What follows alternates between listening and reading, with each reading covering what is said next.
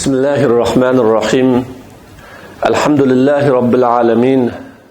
Ve salatu ve selamu ala seyyidina Muhammedin s-sadiqil va'dil emin. Ve ala alihi ve ashabihi aleyhim ecma'in. Amma ba'd. Esselamu aleykum ve rahmetullahi ve berekatuh. Kadirlik, aziz Müslüman qarindoshlar. Bugün Peygamber aleyhissalatu vesselam'ның ko'rsatmalari nomliq da'vat darsimizning ikkinchi qismisi Hadyun Nabi fi nawmihi va yaqazatihi. Peygamber aleyhissalatu vesselam'ның uxlash vaqtida, uxlab uyg'ongandan keyingi ish izlari va ko'rsatmalari haqida bo'ladi. Hammalar bilamiz, her qandaq bir insan yetishdan avval nima ish qiladi? O o'zining yotadigan joylarini tayyorlaydi, birodarlar. O o'zining yotadigan joylarini eng yaxshi shaklda rahat uxlayolgudek, aram, huzurli uxlayolgudek bir shaklda tayyorlardi. Ama Resulullah sallallahu aleyhi ve sellem bazı vaqtda ko'rpada uxlasa, bazı vaqtda bo'ri ustida uxlaydi. Bazı vaqtda to'pi ustida uxlaydi. Bazı vaqtda karvat ustida uxlaydi. Bazı vaqtda ostiga nefis rext sap qo'yib uxlaydi. Abbad ibn Tamim radhiyallahu anhu özünün tağısından rivayet qilib, "Ra'aytu Rasulullah sallallahu aleyhi ve selleme mustalqiyan fil masjid" degan. Men Peygamber aleyhissalatu vesselam'ның masjidda ikki putinin birini yeni birinin üstüge elip qo'yib, o'ngda yotganligini ko'rdim degan.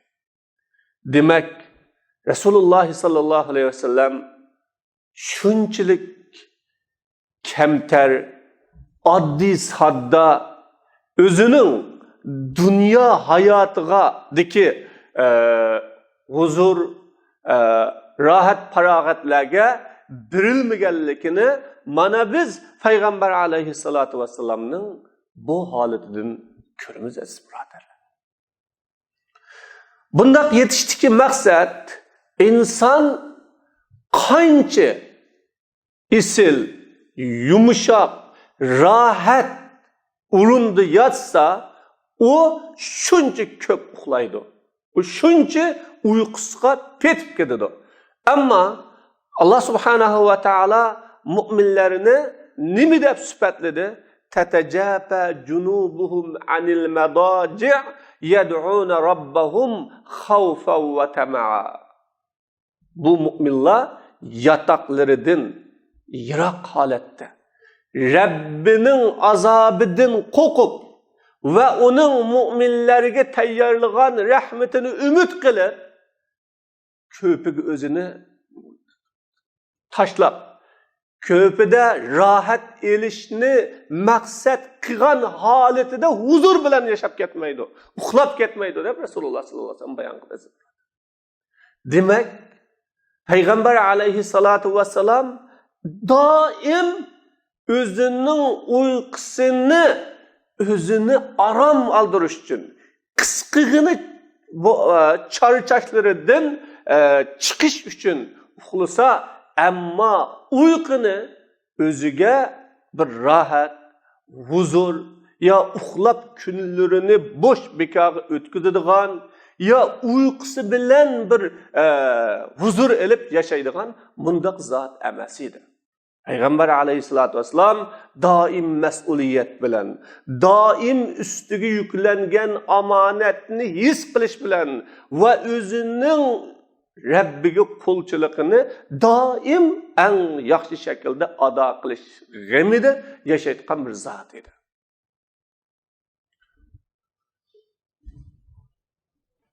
Bugünkü günde doktorluk ilminin iniqlishiga qaragan chaqda inson qancha ko'p uxlasa, o insonning ko'p kasal bo'ladiganligi, ko'p og'rib qoladiganligi bu isbotlandi birodar. Nima uchun?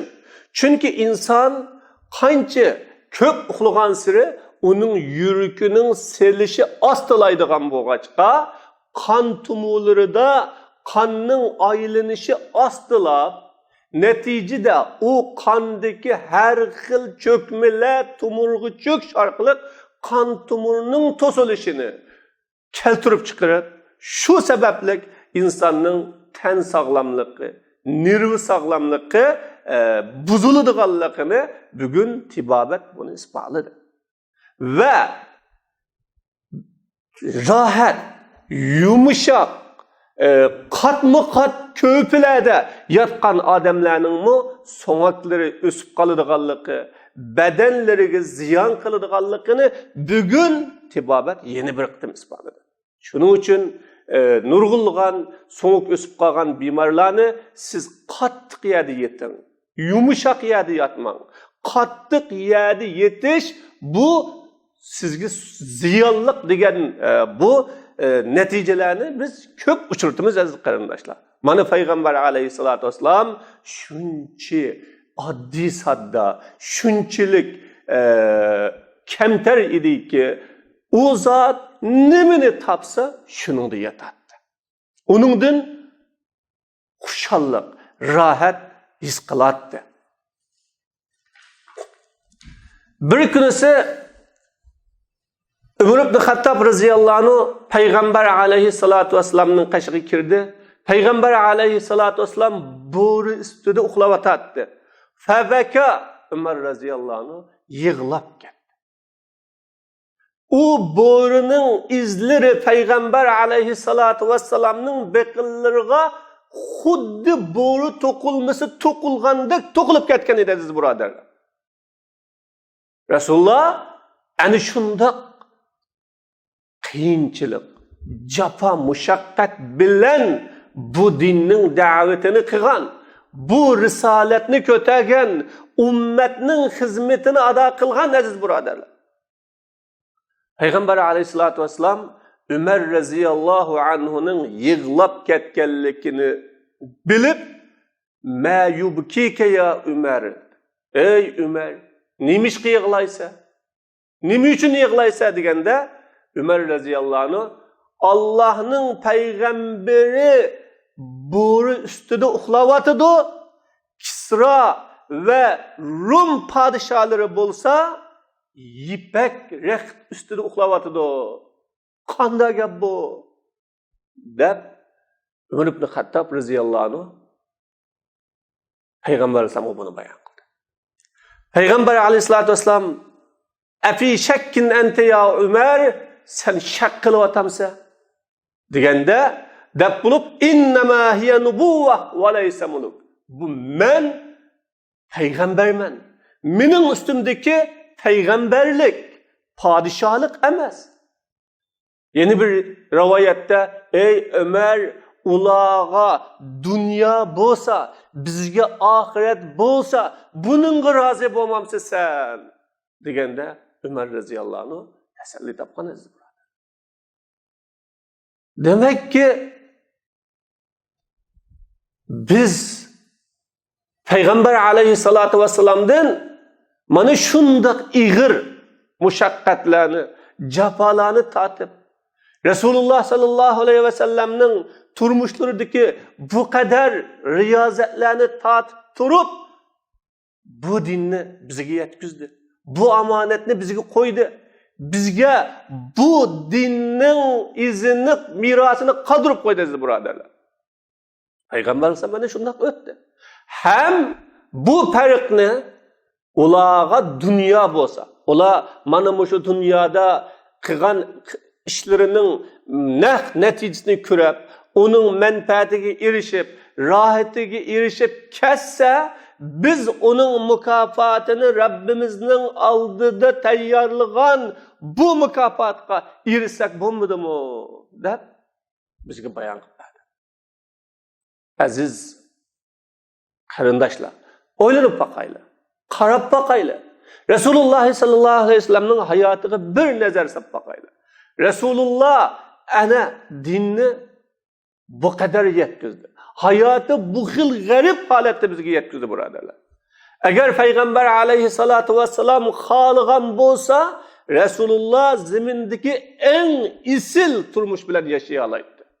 Chunki Rasululloh sallallohu alayhi vasallamning atrofidagi sahobalar o'zining hayotini, har narsasini Rasulullohga bag'ishlashni sharaf his qilgan zot edi. Ammo payg'ambar alayhisolatu vassalam buni xohlamadi va buni istamadi. Payg'ambar alayhisolatu vassalamning yotadigan ko'rpisi bo'lsa qavzoqdan, xurmining talalaridan, xurmi daraxtining talalaridan bo'lgan qavzoqdan edi, birodarlar. Ya'ni payg'ambar alayhisolatu vassalam shu xurmi daraxtlarining qavzoqlaridan tikilgan ko'rpilar ustida yotadi. Rasulullohning takilari ham xurmi daraxining qavzoqi ichiga tiqilgan, ashlangan teridan edi, birodarlar. Ana shuningda yotadi. Ba'zida payg'ambar alayhisalom nefis raxtlarni bir qat, ikki qat qilib qo'yib yotadi. Bir kunisi Rasululloh sallallohu alayhi vasallamga bir raxt 4 qat qilib berilgan chaqda payg'ambar alayhisolatu vasallam menga unimidi. Men bundoq rohatni yotsam bo'lmaydi. Bu rohatga cho'kib ketsam bo'lmaydi dedi. Nima uchun? Chunki inson qattiq rohat, qattiq yumshoq yerda yotgan vaqtda inson uyquga eng qattiq cho'kib ketadi. O uxlab ketadi-ki, hech narsani tuymaydi. Bir kunisi shunday aytgan. Payg'ambar alayhisalom ma atani Jibril va ana fi lihafi imra'atin minkunna ghayra Aisha degan. Men Aisha xonim bilan yotqandin bilik bir yotganda menga Jibril alayhisalom kelmadi degan birodar. Demak, payg'ambar alayhisolatu vassalam ko'pini selib yotadi, takini qo'yib yotadi, yotqanni yepinib yotadi. Rasululloh ba'zida quruq hech narsani solmay yotadi. Nihoyatda Rasululloh sallallohu alayhi vasallamning turmushi oddiy edi. Ammo biz turmushimizga bir o'ylanib boqaylik. Turmushimizga bir qarab boqaylik. Biz qaysi xil holatda birodar? Ana Rasululloh sallallohu alayhi vasallam degan Kisra va Qaysarning podsholarining turmushidan isil bir turmushda yashayapmiz, birodarlar. Payg'ambar alayhisolatu vassalam yotqili qopgan vaqtda, ya'ni yotqanga kirgan vaqtda Bismikallahumma ahya va amut dedi. Ya'ni o'limni eslatdi. Chunki uyqu degan o'lim demak. Uyqu degan dunyodan ketdim demak. Uyqu degan hamma narsani keynimga qo'ydim demak, aziz birodarlar. Rasululloh sallallohu alayhi vasallam her bir uxlash vaqtida o'zini dunyodan xo'shlashgandek bir his bilan his qiladi. Men jonimni Allohga berdim. Mening jonim Alloh tarafiga ketdi. Bu jonni Rabbim menga yenidan qaytirib beramdi yoki qaytirib bermamdi, u Rabbimning xohishi izni bilan deb ana shu xil tuyg'uda yotadi. Chunki o'lim Allohning qo'lida, hayotlik Allohning qo'lida. Nurg'ulg'an qarindoshlarimizni ko'dikki oqshimi o'ltirib, atishga pilallarni tuzib, nurg'un ishlarni qilish uchun tayyorlikni qilib, ammo attiginida u qo'panmagan. Nima? Allohning qazosi kelibdi, dunyodan ketgan aziz birodarlar. Demak, mu'min har bir vaqt minutda u o'zining tinayotgan nafsini, o'zining vujudidagi jonni Allohning qo'lidagi menga bergan ilohiy ne'mat, o xalığan vaqtida onu alalaydı, xalığan vaqtda o bana onu beridi deb tunishimiz lazım. Şu Resulullah Bismikallahumma ahya ve amut. Senin ulug' naming bilan men ey Allah deni qaytadan terilaman ve ölümen dedi. Peygamber aleyhissalatu vesselam ana shu xil shaklda uxlab uyg'onsa Elhamdülillahillazi afani fi jasadi ve radda alayya ruhi ve azina li bi zikrihi dedi. Mening tenimni saq qilgan, yani saharlikda saq salomat o'nimdan qopqan, manga jenimni qaytirib bergan, meni bugun o'zini zikr qilishga ruxsat qilgan Rabbimga shukrlar bo'lsin deb Rasululloh sallallohu alayhi vasallam mana shunda Allohga hamd sano aytdi. Demek insan uxlashmi bir ne'mat, uyg'onishmi bir ne'mat, bu Allohning ne'mati bu.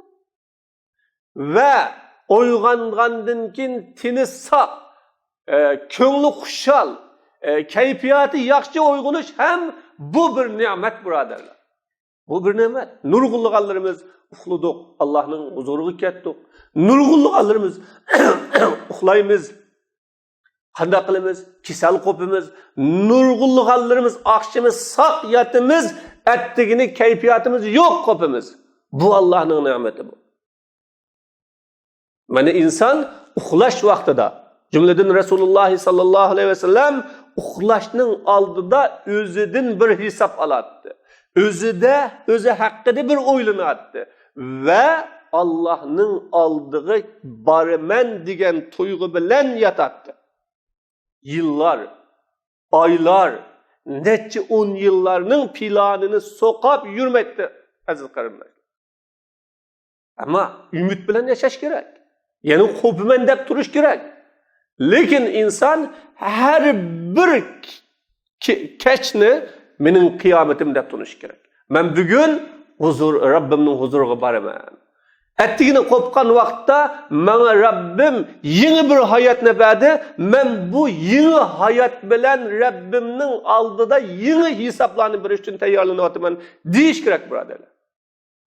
Dünyada ölüm en çok mucize, en katı mucize. Ölüm kelgen vakitte hiç kim bu ölümden hiç kutlanmayıvadı.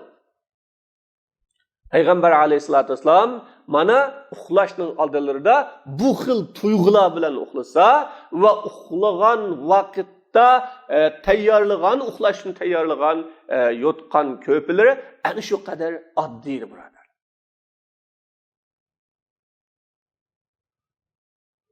Va uxlashdan burun Rasululloh sallallohu alayhi vasallamning odatlari istiaza aytib uxlaydi.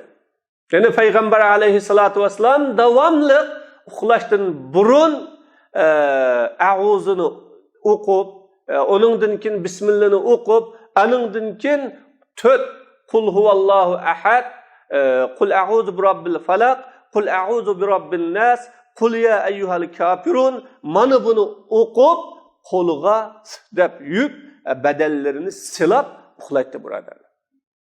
Bu Peygamber aleyhissalatü vesselam'ın adeti. Ne için? Çünkü insan keçide uxlagan vaqtda o insanga qandaq xatarlar kelishi, qandaq musibatlar kelishi, qandaq onunga zararlarning kelishini inson ham uqmaydi birodarlar. Onu birdan bir qo'g'daydigan, birdan bir nazorat qilib turadigan, birdan bir onunga qarab turadigan zot onun Rabbi. Şunun için Peygamber aleyhissalatü vesselam özünü Rabbinin huzuruna itip meni xatardan qo'g'digan. Qaysi düşman kelaki, qaysi ziyon saladigan maxluq kelaki, ya nima bir musibatga yo'liqaman ki meni qo'g'daydigan sendan boshqa hech kim yo'q ya Rabbim deb Peygamber alayhisalom ana özünü Rabbinin qo'rg'iniga ilib turib uxlaydi. Şu akşamı kino ko'rgan yerlarida, paranglashgan yerlarida yoki ertasi uchun plan soqqan yerlarida uxlabni qolmaydi Payg'ambar alayhisolatu vasallam. Va uxlagan chaqda ham Payg'ambar alayhisolatu vasallam o'ng yenini besib uxlaydi. Allohga duo qilib, duo bilan o'ng yenini besib turib uxlaydi. Nima uchun? Chunki bugun tibobat buning sirrini oshkorladi, birodarlar. İnsan o'ng yeni bilan yotgan vaqtda uning yuragi sangilab turadi ekan. Natijada u yurak sog'lom, yaxshi shaklda harakat qiladi ekan. Agar sol yenida yotsa, uning yuragi xuddi bir narsani qisib qo'yganda qisilib, yaxshi so'qolmay, u inson uningda yaxshi uxlayolmaydi ekan, birodar. Şunu Peygamber aleyhissalatü vesselam sol yeni bilen yatmasdan o'ng yeni bilen yatattı. Ve dedi ki Allahümme qini azabeke yevme teb'asu ibadek dedi. Ey Allah, sen bendelerini qaytidin tirildiğen günde, yeni kıyamet gününde meni sen azabından saklığın deb bana Allah'a dua kılıp durup, Allah'a yelinip durup, Allah'a özünü tapşırıp durup yatat. Yine bazı çağda elhamdülillahillazi et'amana ve sakana ve kafana ve avana dedi. Enes radıyallahu anh rivayet kılgan hadiste bizning qo'saqlarimizni to'yg'azgan, bizni sug'agan, bizning barcha chiqimlarimizga kifoya qilgan, bizga kifoya qilgan, bizni mana shundoq esil uxlasak uxlaydigan bir urunga urunlashtirgan Rabbimizga shukrlar bo'lsin, hamd sanolar bo'lsin deb Rasululloh sallallohu alayhi vasallam shuni dedi. Demak, Payg'ambar alayhisolatu vasallam yotachaqda ham u yotgan uyning, yotgan karvatning, yotgan ko'rpining va nimada yotgan bo'lsa shuning haqqini Allohga berib yotadi, birodarlar.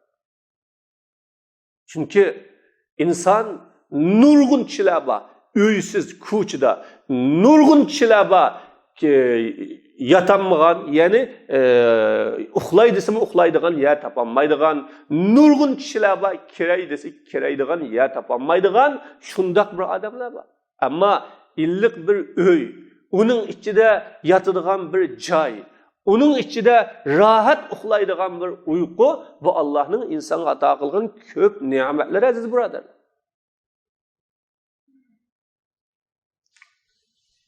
Mana bu ne'matni Payg'ambar alayhissalatu vassalam biladi. Va bu ne'matni his qilib Alloh subhanahu va taologa ne'matning shukrisini beradi Payg'ambar alayhissalatu vassalam.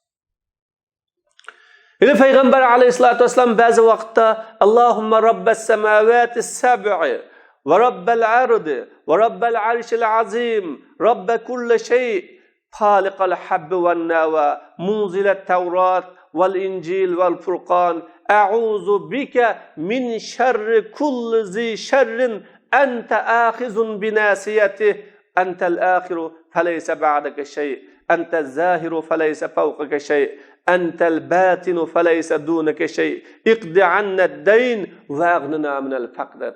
Yani bu dualarını kıldı. Ey asmanның egisi, ziminning egisi, büyük erşinin egisi, hamma narsaning egisi. Sen danni yayg'uchsan, ukchilarni yayg'uchsan, Tevratni, İncilni, Qur'onni tuyg'izguchi zotsan. Sen bilan sen onun kökülü çeçini tutup durgan her qandaq narsaning sharridan panoh tilayman. Sen evvelsinin aldığında hiç narsa yok. Sen en ahiriste boğucu zat, senindinkin hiç narsa yok. Sen hemmedin aşkara delillerin bilen senin töpende bir narsa yok. Sen batin, senin tövende bir narsa yok. Ey Rabbim, qarzlarimni ado qilib bersan. Meni kambag'allikdan, yo'qsizlikdan saqlasan deb Payg'ambar alayhisolatu vasallam tilaydi. Demak, insonga eng cho'ng azob kambag'allik, yo'qsizlik, qarzdorlik azobi, birodarlar. Mana Payg'ambar alayhisolatu vasallam umuman qilib aytgan chaqda har qitim uxlamoqchi bo'lsa, Allah'ның ne'matlarini bir aslab, uning hammini ko'z oldiga akab turib, Allohga o'zining ag'zi bilan bo'lsa-mu tashakkur aytib, hamdu sananı yollab, anından keyin Rabbiga o'zini to'liq topshirib yatatdi birodarlar. Va Allohga duo bilan yatatdi, Allohga ulinib turib yatatdi. Mana bu iymon, mana bu axloq bu. Yani Resulullah sallallahu aleyhi ve sellem uxlagan vaqtda, ey Allah, meni jenimni agar sen mush uyqu bilan olib qolsang, menga uningga rahim qilgin. Agar sen menga qayta hayotlik bersang, uni qo'g'digin deb Allohga eslatdi, Allohga tilaydi. Demak, bu g'aflat, g'ofillik Payg'ambar alayhissalatu vassalamdan yiroq edi birodar. Ve Peygamber aleyhissalatu vesselam uykusundan uyg'ongan chig'ida tunji uyg'onsa la ilaha illa anta subhanaka Allahumma inni astaghfiruka li zambi ve as'aluka rahmatak Allahumma zidni ilman ve la tuzugh qalbi ba'da iz hadaytani ve hab li min ladunka rahma innaka antal vahhab. Seningdan boshqa bugun o'zimni topshirishga, özümni onunga qo'l qilishga, bütün hayat mamatimni eninga berishga tegishlik bir zat yo'q ya Rabbi. Men sening qo'ling, men seni har qanday ayib nuqsonlardan poklayman. Senden gunohimning kechirim bo'lishini so'rayman, rahmatingni tilayman. Ey Alloh, mening ilmimni ziyoda qilgin. Sen meni to'g'ri yo'lga boshlab bo'lgandan keyin qalbimni haq yo'ldan moyil qilib etmagin.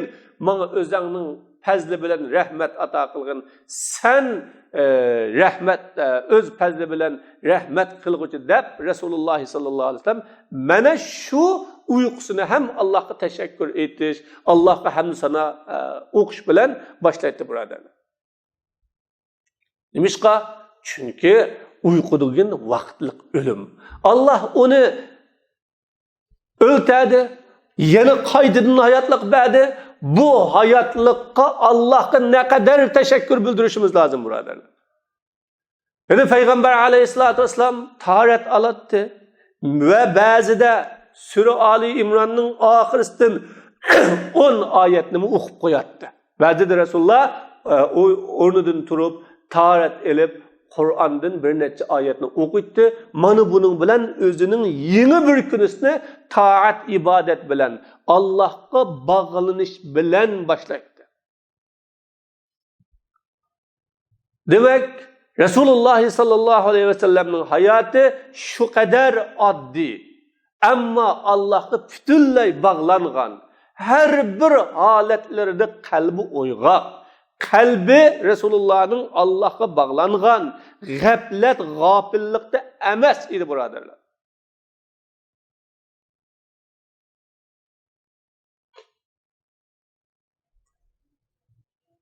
Mana bu Resulullah sallallahu aleyhi ve sellem'nin uxlash vaqtidagi odatlari. Payg'ambar alayhissalatu vesselam yana uyqusidan uyg'ongan chaqda ba'zi vaqtlarda manda duolarni qildi. Allohumma lakal hamd anta nurus samawati val arz va man fihinna va lakal hamd anta qayyimus samawati val ard va man fihinna va lakal hamdu antal haq va va'dukal haq va liqa'uka haqqun val jannatu haq wan naru haq wan nabiyyuna haqqun va muhammadun haqqun vas sa'atu haq. Resulullah sallallahu aleyhi ve sellem özünün hayatının birinci kademini tevhid bilen başlattı. Allah'ın vədələrini əsləş bilen başlattı. Allah'ın azametini itiraf qilish bilen başlattı. Dedi ki sen asman ziminin nurusen, sen arkalık asman zimini yürüdü. Asman zimindeki kişilerin nurusen, sen asman ziminini başkurucusen, idare kılıcısın. Ve asman zemindeki hem kişilerini sen başkursan ey Allah.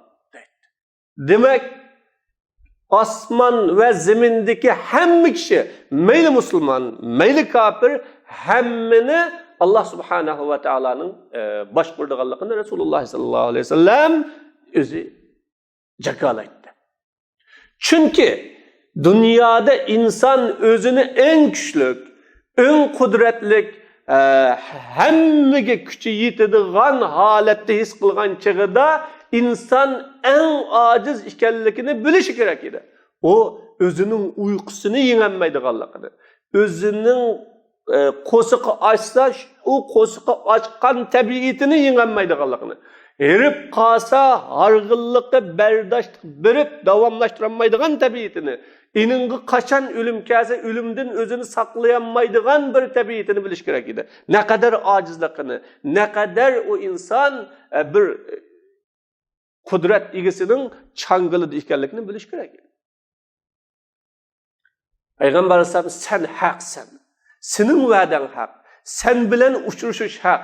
Jannat haq, dovzax haq, payg'ambarlar haq, Muhammad alayhisalom yana men haq, qiyomat haq degan mana bu so'zi bilan payg'ambar alayhisolatu vasallam o'zining kundalik hayotini tavhid bilan boshlaydi. Iymon bilan boshlaydi. Haqiqiy la ilaha illalloh bilan boshlaydi. Demak, biz özümüzün hayatlarımızda bir qarab bakaylı, bir nazar sap bakaylı.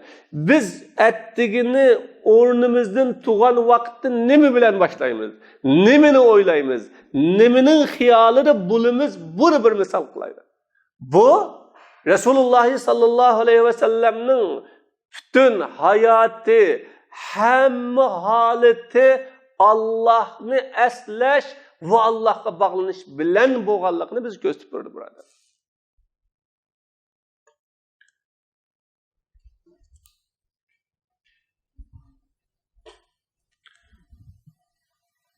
Şundaqla Peygamber aleyhissalatu vesselam uxlamoqchi bo'lsa zürriyet üçün uxlaydi. Yani Resulullah sallallahu aleyhi ve sellem vaqtlarini o'tkazish uchun uxlamaydi. İş tapammaganligi uchun qiyg'idek bir uxlab o'tkazib o'tayar deb uxlamaydi. Resulullah uyquni o'zining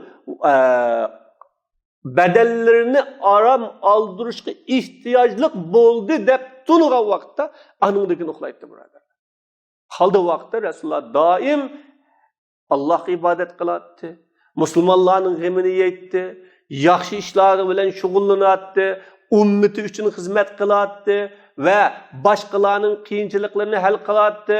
Davomli Resulullah sallallahu aleyhi ve sellem başqalarga menfaat yetkazishga tirishadi. Onda ko'p uxlab ketmaydi. Biz necha soatlab uxlaymiz. Hatta uxlab beşimizni ko'tarsak, yana uyqumuz kelsa, yana uxlaymiz birodarlar. Qilili desak ish yo'q. Nima ish qilamiz? Uxlab bo'lsa aram alla, ya bir kun o'tib ketsin deb. Bu peygamberinin izbasarlarıga ve peygamberinin yoludan mangallarga la ilahe illallah diyenlerge yaraşmaydıgan bir iş buradarlar bu. Aziz Müslümanlar, oylanıp bakaylı ve Peygamber aleyhissalatu vesselam'nın hayatıga özümüzün hayatını tadbiqlaylı. Resulullah sallallahu aleyhi ve sellem'nin uxlagan vaktiki, uygangan vaktiki ne kadar Allah'a yakınlıqıga ve bizning onun o'ttirisdagi qanchalik farqning borligiga bir nazar sap bakaylı burada. Bu haqda o'ylanib bakaylı. Allah subhanahu ve taala hammamizni to'g'ri yo'lga yetaklasin, haq yo'lga boshlasın. Ve ahiru da'vana alhamdulillahi rabbil alamin.